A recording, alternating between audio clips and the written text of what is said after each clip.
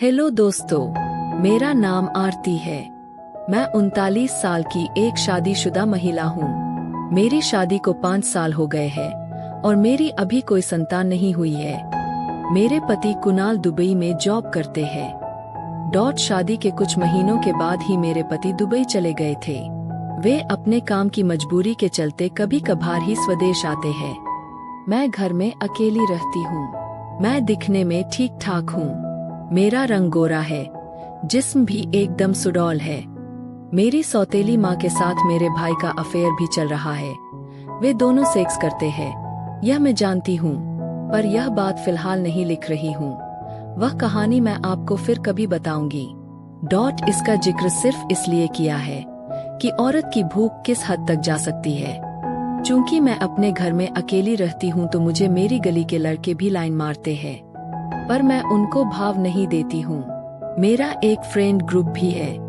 उस ग्रुप में हम सभी सहेलियां खुलकर मजाक मस्ती करती है, अपनी मस्ती भरी बातें साझा करती है। जैसे आज मेरे पति ने मेरे साथ ये किया, वह किया आदि बातों को बड़े ही बिंदास तरीके से लिखकर हम सब मजाक मस्ती करती रहती है। उस ग्रुप की एडमिन भी मैं ही हूँ। मुझे टाइट साड़ी पहनना पसंद है, काफी आत्मविश्वास रहता है। जैसा कि मैंने लिखा है कि मेरे पति कभी कभार ही घर आ पाते हैं, मतलब साल में एक बार, और वह भी केवल 5 से 6 दिन के लिए।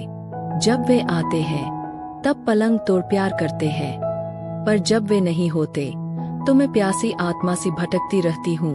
हुआ यूं कि एक दिन मैं मार्केट जा रही थी। मुझे बैंक में भी अपने काम से जाना था। उस टाइम दोपहर के 2 बज रहे थे। बैंक में लंच चल रहा था। तब मैंने सोचा कि यहाँ तो बहुत टाइम लगने वाला है, तो क्यों ना मैं जब तक बाहर से अपने लिए कुछ खाने के लिए ले लूं। मैं बैंक से बाहर आ गई और यूं ही मार्केट में घूमते हुए मुझे पेशाब लगाई। तब मैं एक मल्टीप्लेक्स बिल्डिंग के पीछे वाली गली में एक अदबनी बिल्डिंग में मैं पेशाब करने की सोच कर चली गई।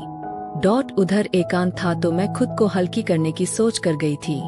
उधर करके उठी ही थी कि मुझे एक लड़का दिखा जो शायद होश में नहीं था। मैं उसके पास गई और मैंने देखा कि वह एक प्यारा सा और गोरे रंग का युवा लड़का था। सामने से देखने पर वह 19 से 20 साल का लग रहा था। फिर मेरी नजर उसके फटे हुए कपड़ों पर गई। उसके फटे हुए कपड़ों से उसके अंग प्रत्यंग दिखाई दे रहे थे। पैंट फटी होने से मेरी उत्सुकता उसके अंदर झांकने की हुई। झांक कर मैंने जो देखा उसे देखकर मेरा गला सूख गया। उसका वो उस समय लुंज-पुंज हालत में भी काफी बड़ा दिख रहा था। इसका अर्थ यह था कि कड़क होने पर उस लड़के का किसी स्टार की तरह 7 इंच का हो जाना पक्का था। मैं उसको एकटक देखने लगी और एक ही मिनट में मुझे उसको देखकर झुरझुरी सी आ गई कि यह तो मेरी उसको फाल ही देगा।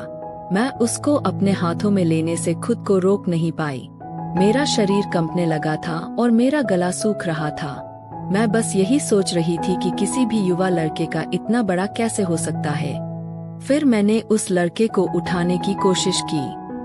वह अपनी आँख खोलकर मुझे देखने लगा और अपने सूखे होठों पर जीभ फिराने लगा। मैंने उससे उसका नाम पूछा। वह सिर्फ एक ही बात कह रहा था कि भूख लगी है, कुछ खाने को दे दो। शायद वह भूख से बेहाल होकर बेहोश पड़ा था। मैंने उसको अपनी चॉकलेट दे दी जो मार्केट से अभी कुछ देर पहले ही खरीदी थी। चॉकलेट खाने के बाद वह थोड़ा चेतन हुआ और बात करने की स्थिति में आया। मैंने उससे पूछा, खाने को कुछ और चाहिए? वह थोड़ी बेबसी की हालत में बोला, हाँ, लेकिन मेरे पास उसको खाने देने के लिए कुछ नहीं था और आसपास भी कोई खाने पीने की दुकान नहीं थी। मेरे दिमाग में एक घिनौनी सी बात आई कि क्यों ना मैं इससे अपनी चटवाऊ और मलाई इसको पिला दूं।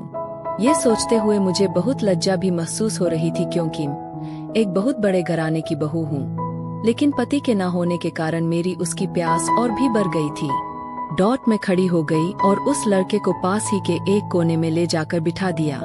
अब मैं आसपास देखने लगी। उस सुनसान इलाके में कोई नहीं था। मैंने नीचे से अपनी साड़ी के अंदर हाथ डाला और उसको उतार कर अपने पर्स में रख ली। फिर अपनी साड़ी को घुटनों तक उठाकर दीवार से टिक कर लेट गई। वह मेरे बाजू में ही पड़ा था। मैंने उसका चेहरा अपनी उस पर रख दिया और उससे चाटने का कहा। शायद उसके साथ पहले भी ऐसा कुछ हो चुका होगा, इसलिए वह तुरंत ही अपनी जीभ से चाटने लगा। जैसे ही उसने अपना मुंह मेरी उस पर रखा, मैं बिना पानी की मछली की तरह तड़प उठी। कुछ ही पलों में बहुत गीली हो गई थी और मेरा पानी निकलने लगा था। वह लड़का मेरी मलाई को पूरा चाट गया। मेरी सांसें तो अभी से ही तेज होने लगी थीं।